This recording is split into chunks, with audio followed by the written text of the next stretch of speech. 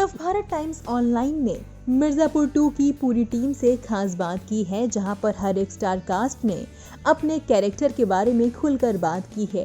वहीं web series को लेकर भी कई सारी बातें की हैं। जी हां, मिर्जापुर की सबसे बड़ी मजबूती उसकी परफेक्ट कास्टिंग रही है। इस सीजन में भी हर एक एक्टर अपने किरदार के साथ पूरा न्याय कर रहा है। आइए राजेश तेलांग, शीबा चड्ढा और हर्षिता गौर से करते हैं खास बात, जिन्होंने खोले हैं कई सारे राज। नमस्कार, मैं हूं संजय विश्व और आप देखें नवभारत टाइम्स ऑनलाइन। इस वक्त हमारे साथ हमारे खास मेहमान हैं रमाकांत पंडित जी, वसुधा पंडित जी और उनकी बिटिया डिम्पी। आप तीनों का बहुत बहुत स्वागत है और ढेर सारी शुभकामनाएं। आपके परिवार को देश दुनिया में खूब प्यार मिल रहा है। Thank you so much. बहुत बहुत धन्यवाद। बहुत धन्यवाद। तो आपके दोनों बेटे नहीं आए आज? अब एक बेटे तो किस दुखद परिस्थिति से गुजर के कहीं और गुजर चुके हैं, आपको पता ही है। और दूसरे बेटे हमारे हाथ में नहीं अभी। तो मुझे लोग कह रहे थे कि इस पूरे सीरीज में वसुधा और रमाकांत जी की जो साइलेंट बातचीत होती है उस पर वो आपके एक्टर्स फिदा हैं। मतलब इस जोन में जाने के लिए आप लोग करते क्या हैं, ये वो भी जानना चाहते हैं और हम भी जानना चाहते हैं। ये जो साइलेंट किलिंग वाला एक्टिंग है उस पे जब डायलॉग नहीं मिलते तो कोई और चारा नहीं रहता है, तो हम फिर यूं अंदर ही अंदर सारा भर के कुछ कहीं ना कहीं निकालने का प्रयास करते हैं। मुझे नहीं लगा कि हम कर रहे थे सारा साइलेंट वाली एक्टिंग इसमें। साइलेंट वाली एक्टिंग पता नहीं कौन सी होती है, मुझे नहीं मालूम। लेकिन मेरे ख्याल से देखिए, एक्टिंग की परिभाषा में हम लोग ये कहते हैं कि आप एक्टिंग करते हैं, बीच बीच में बोल भी देते हैं। अच्छा, आप दोनों को भी और खासतौर से शिवा जी, आपको जब हम स्क्रीन पर देखते हैं तो मतलब बड़ा प्यार होता है, पलक झपकना मुश्किल होता है जब आप होती हैं। तो ये जो ट्रांसफॉर्म करती हैं अपने आप को किसी भी किरदार में, चाहे वसुधा के किरदार की बात करें या तमाम दूसरे भी किरदार, किस जोन में अपने आप को ले जाती हैं तमाम किरदारों की बात करें तो। और अगर वसुधा की बात करें तो वसुधा को बनाने में आपका किस तरह का इनपुट है जो सिर्फ आप जानती हैं कि वसुधा को कैसे बनाया? तो मेरे पास सच्ची में ना तो कोई मैप है, ना कोई 1 2 3 तरीका है। तो हर बार कुछ, शायद मुझे नहीं मालूम है एग्जैक्टली क्या है वो। बट वसुधा एक तो लिखी हुई इतनी बढ़िया कैरेक्टर है ना, इतनी क्लियरली डिफाइंड है वो, कि मुझे कुछ बनाने की जरूरत पड़ी नहीं एक्चुअली उसमें। उनमें एक फुर्तीलापन था फर्स्ट एपिसोड में ना, एक उचक फर्स्ट सीजन में ना, विच मेरे को लगता था जैसे कि वो होंगी ऐसी, लेकिन ये अगेन ये कॉन्शियस चीज नहीं थी कि मैं एक उचकूपना लेके आऊंगी, ऐसा वो एक कॉन्शियस थॉट नहीं था।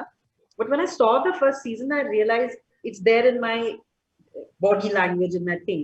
So I don't know how that came, but it's because I think it's just written so well that you just have to do it.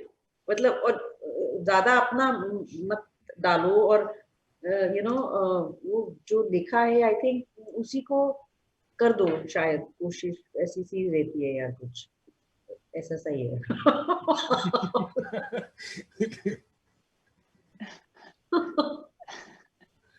मुझे नहीं मालूम।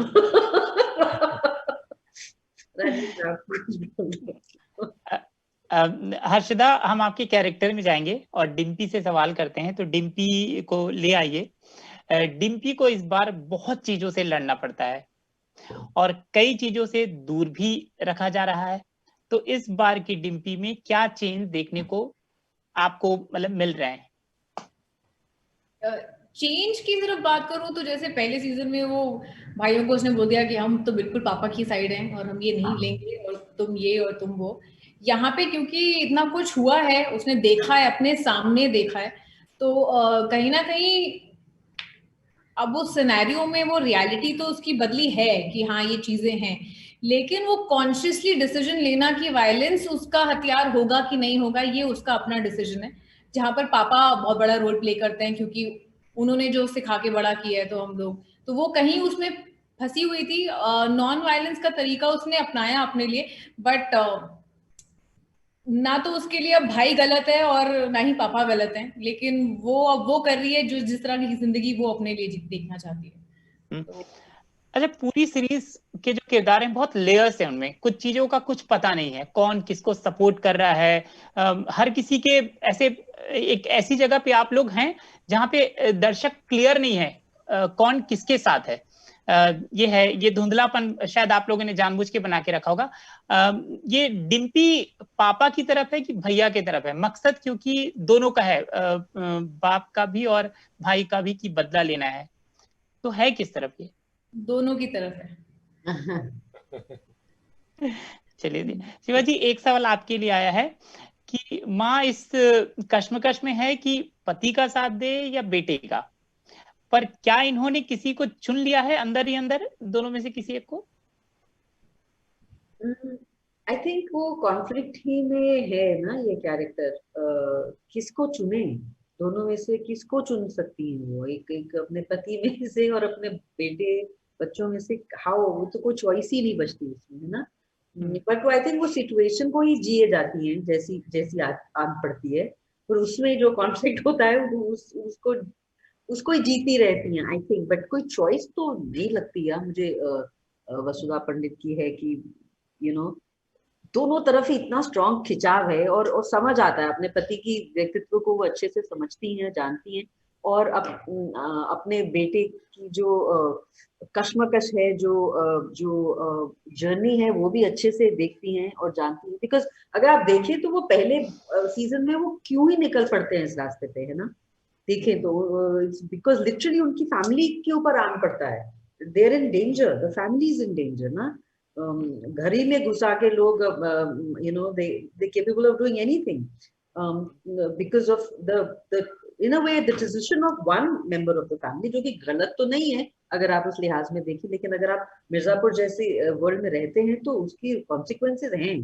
तो फिर अब उन कॉन्सिक्वेंसेज को झेलना भी लोगों को अलग अलग दिशाओं में ले जाएगा ना, कैसे आप उनसे डील करेंगे। तो it's a very difficult conflict I think the women inside the house have, because what to do, because both sides have उनकी कुछ वजहें हैं अपनी, और दोनों ही सही हैं, तो क्या ही करें ना, फंस गई। क्या ये जब दर्शक स्क्रीन पर देख रहे हैं आप लोगों की इस कहानी को देख रहे हैं, तो उनको ऐसा लगता है कि आप लोग कहीं मिल जाएं और आपसे वो 2-4 सवाल कर लें, और शायद ये काम हम कर रहे हैं दर्शकों का। तो दर्शकों में एक सवाल ये भी है कि रमाकांत जो अपने ही बेटे गुड्डू को मार देना चाहता है क्या? मतलब इसका क्या जवाब देंगे आप? नहीं, इस बार तो बहुत सही निशाना बेटे को बचाते हुए मारा है मौर्य जी को। हाँ ओके, तो कहां से कोई भी अपने बाप अपने बेटे को नहीं मारना चाहेगा। वो उसको सही रास्ते पे तो लाना चाहता है जरूर, और वो चाहता है कि उसने जो किया है गलत उसकी सजा भी भुगते वो। हाँ।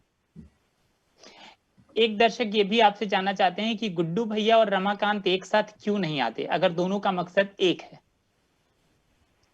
मकसद एक है लेकिन रास्ते तो कितने अलग है ना। देखिए, अगर उस रास्ते को मैं समझौता होता तो ये सारी परिस्थितियां ही नहीं बनती अभी तक। शुरुआत में ही बात खत्म हो गई। ओके, क्या एक और सवाल है रमाकांत जी के लिए कि क्या रमाकांत को पता होता है कि गुड्डू का एनकाउंटर करने के लिए अरेस्ट किया गया है? अगर नहीं तो वो गाड़ी लेकर वापस क्यों आते हैं? कितने मतलब क्लिप्स कहां से उठाते हैं वो? इसका जवाब नहीं, उसमें आप अगर आप देखते हैं तो उसको शक होने लगता है ना कुछ कुछ चीजों से, जो पहले 2-3 मीटिंग से वो शक की बुनियाद डाली जा चुकी है कि यार कुछ गड़बड़ है। और रमाकांत जानता है, मतलब वो खाली अपने बेटे के लिए ही थोड़ी केस तैयार कर रहा है, वो 50 केस लड़ चुका है क्रिमिनल्स के। वो गुड्डू मुन्ना के खिलाफ केस ले चुका है। उसको पता है हाउ पुलिस फंक्शंस, है ना। जब तक ट्रस्ट कर सकता है करा, जब नहीं कर सकता तो उसको पता चलता है, और वो वापस पहुंचता है देखने के लिए कि ये क्या वही तो नहीं है जो फेक एनकाउंटर्स होते रहते हैं।